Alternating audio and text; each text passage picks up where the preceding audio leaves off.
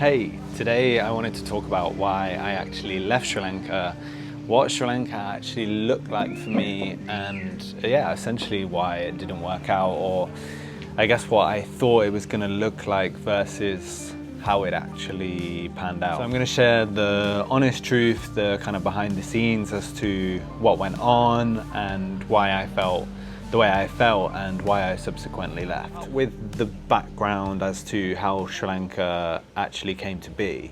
So I'd spent a bit of time in Southeast Asia the last few years, and Sri Lanka had just kind of been on my list. It was actually one of the first places that I was planning on going to, but the point when I started traveling, they had their economic crisis, and on the basis that I'd never really traveled before, I decided to play it safe and not go when that all kind of kicked off back in, must have been 22.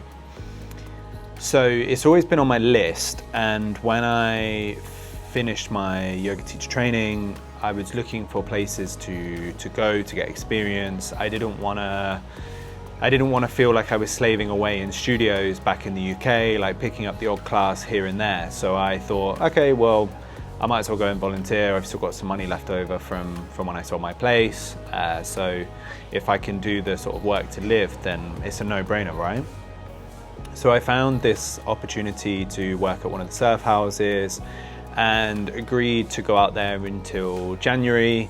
But by the nature of it just kind of being voluntary, there was sort of no contract, there was no sort of specific clauses or things that meant that I kind of had to stay, which is ultimately why it was so easy for me to make that decision to leave and be in Bali now. So I arrived in September, which was kind of like their low season. It's starting to go into their high season, which starts around now, really, like November into December, right the way through until kind of March, April. I've been told that it gets crazy busy.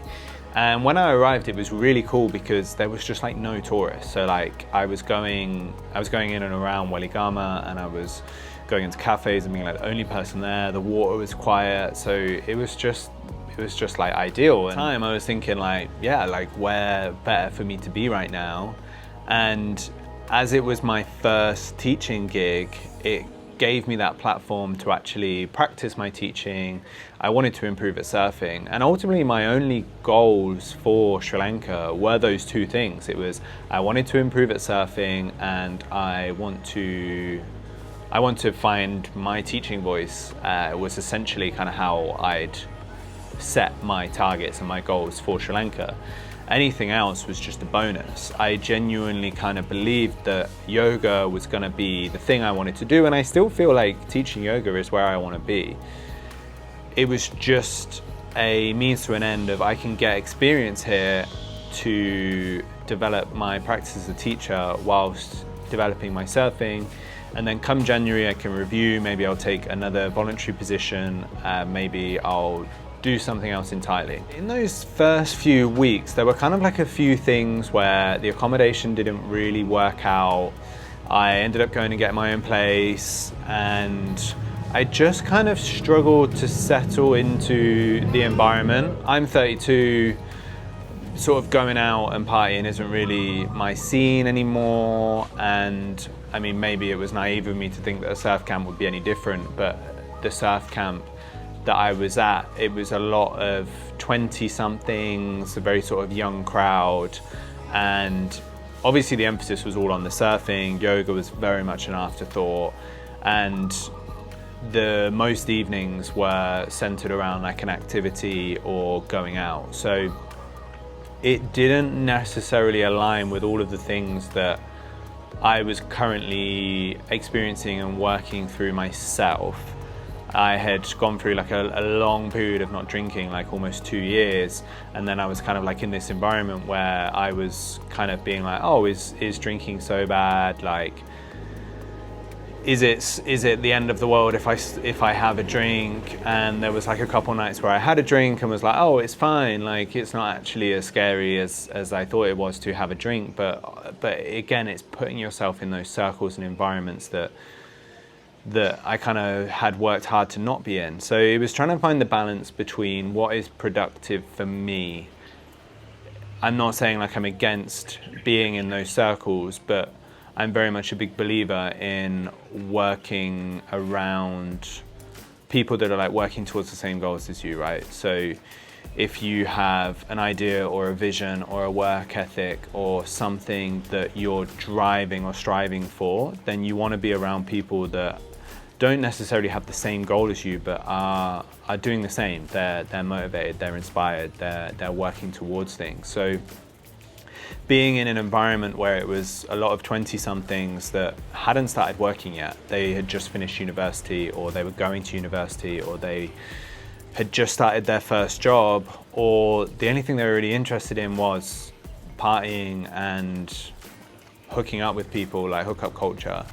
I'm just like, it's just not me. I'm in a position where I want to find my person. I want to build a life, and I want to develop my skills in order to push forwards on my career. And I was just not in the environment that I felt pushed me into a space where I was developing or feeling motivated.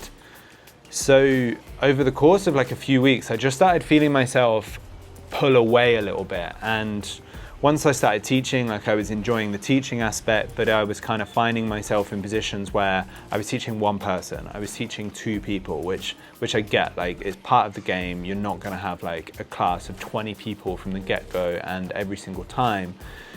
But after having some periods of quite busy classes and feeling really confident really quickly, and I don't know if that's my age or my previous experience, but I was like, sweet, teaching yoga is actually not as scary as I thought it was. I was starting to use my energy throughout the day and plan my day around these classes, which were twice a day, to teach one person. So I'm like waking up and heading over to get set up for one person. I'm like not going to watch sunset or going for dinner at the time that I want because I'm teaching over for one person. And it was just draining. Like, I think it takes a lot of energy to teach, and yoga teachers and any sort of spiritual or coach will be able to tell you or understand that it takes energy to provide space for people. So I'm giving away my energy and my experiences and my lessons, and I'm talking and I'm like trying to create that environment for one person, and yeah, I just sort of felt myself sort of sinking. I already felt like the environment was maybe not the best place for me, and then that was on top of it. So it was interesting because it just kind of created this uncertainty where I was like, I don't know if I want to do this for the long term, and obviously I didn't have that real commitment to having to stay there. So what I ended up doing in order to try and make it a bit more purposeful, and ultimately what changed everything and got me to where I am sat here now, is I always have wanted to post on social media, and the last year more so than ever I've been experimenting. I have uploaded a few videos to YouTube, I've posted a few reels, but I've never really been consistent with it, and I've never really kind of thrown myself into it. I've just kind of learned and understood bits, but never really gone, right, I'm actually gonna go for it. So I decided, well, actually that's not even true. So I was in a cafe one day, and I was just sat there, and I was like having this big push and pull between, like, do I just go home? Like, this hasn't worked. I'm not feeling as secure and confident as maybe I hoped I would here. It doesn't feel aligned. I don't really feel like I just want to go and take another voluntary position. Like, I'm a personal trainer, so I was like, maybe I'll just go home and start personal training and then maybe review next year. So I was like really in this place between, do I want to stay here? Do I want to go home? Like, I just spent 6 or 7 weeks at home and had like a really, really nice time. So I was like push, pull, and I did a reel about it. I did like this reel where I was like, I have a question. How do you tell someone, or how do you explain to someone who dreams of travel that you're ready to give it up? That was the hook. And then I went into kind of my situation. And it was probably one of my most ever high performing reels. It got kind of like over 3K views, it got like 80 likes, it got comments, I got like a few followers from it, and I was like, huh, that's interesting. So there's a creator that I had been keeping an eye on, like not following, because like I guess I had that imposter thing of I don't want to follow someone that's being successful because I'm jealous, and if I'm not doing it, then I don't want to see them succeeding. Toxic, I know. Rather than taking inspiration from someone, it's just like using it as a stick to beat yourself with. And he did like this 30-day thing where he was like, I'm gonna post every day for 30 days. I don't know where it's gonna go. This is like episode 1. Let's see what happens. Da da da. He posted every day for 30 days, he blew up, and he has like posted every day since. And I've seen like some other creators, like big creators, that are like, just post every day. Like, it doesn't matter what you post, just post every single day, and there's no way that it can fail because you're putting content out there. So at some point, the theory is that it will get picked up, right? So I was like, I'm gonna do it. I'm just gonna post every day for 30 days. I've got the blueprint now because of the video that I posted and it was successful. So yeah, I'm gonna post every day for 30 days. So that's what I did. And it honestly has shifted everything for me. Just the discipline, the creativity, the struggle with those days where it wasn't working, where I had like put all this effort into something and it gets like 400 views, like 600 views. I had like a week where I was just like, I'm getting no views, I'm getting no engagement, nothing. My followers were not creeping up, and I was just thinking like, fuck. So that, like the pushing on, the continuing, that was really what helped me learn this discipline that I've now kind of got, and this drive to keep going. And I'm still posting every day now since I started in October. And it's just opened so many doors, small amount of time that I've been posting. So it really kind of goes to show that once you do grow and you do build something, the opportunities are just going to be endless. So for example, in one of the early posts, I had a girl called Lena comment on one of my posts, and it was just something like, hey, like I'm in Sri Lanka too, and I feel like I'm in a similar position to whatever I'd posted about. And we got speaking about content, and we ended up meeting up for coffee. Anyway, like how that developed, it created the space for me to leave Weligama and move over to Hirakatia, which was the town that she was living in. I kind of like found myself in this community of like nomads, and it just shifted the perspective of what I was doing and what I was focused on. And that was all because I started posting. So if I hadn't have started posting, then I would have never met Lena, I would have never gone to Hirakatia, and then I would have not had the conversations that I had and experiences that I had to push me this way and that way. And now, because of that direction of posting and all of the kind of like DMs that I've had saying like how that people are resonating with my content, how people are excited to watch me grow. I've grown like 200 followers, and I've had people say, I can't wait for you to explode. Like all of these like really positive things, and it's like, wow, okay, so I can be successful, and there is something behind this kind of like delusion, this view or vision that I have of having a platform and being able to tell my story and help people and make a difference again after leaving the police, where I've kind of felt like I don't make a difference anymore because I've just been focused inwards. So that's really cool, and that's another reason why I'm posting here on YouTube and sharing the story with Sri Lanka. So yeah, that kind of like leads up to where I am now. And yeah, the reality of how not feeling necessarily aligned in that space, to starting to post every day, to meeting Lena, to being pulled in a different direction, has now kind of found me here in Bali. It's given me the energy and the motivation and the drive to actually commit to setting up my online business now. So that's something that I've actively started working on now. I have started working with like a mentorship program, and I've like dived straight in, and it's super exciting. It's like really proved to me that I'm in the right space with the right people around me, and yeah, I'm excited to share everything that I'm doing with you guys here on YouTube, and I'll continue to keep posting on social media, like on my Instagram. So yeah, the moral of the story is that something not working out and something not feeling aligned can actually be a positive, because it's how you deal with those setbacks. You're not always going to have everything work out, and ultimately if it had have worked out, like if I was sat here and I was sat in Sri Lanka right now, well, one, I might not even be posting this YouTube video. Two, I might not be posting on social media. Three, I might not have met Lena. Well, I wouldn't have met Lena if I didn't start posting on social media. Four, I probably wouldn't have the confidence or drive to commit financially to setting up my own business. But also, I would still be there. I'd be at the surf camp, which is fine. I'd be teaching yoga to people that don't really care about yoga. I'd probably feel tired and burnt out and like an afterthought.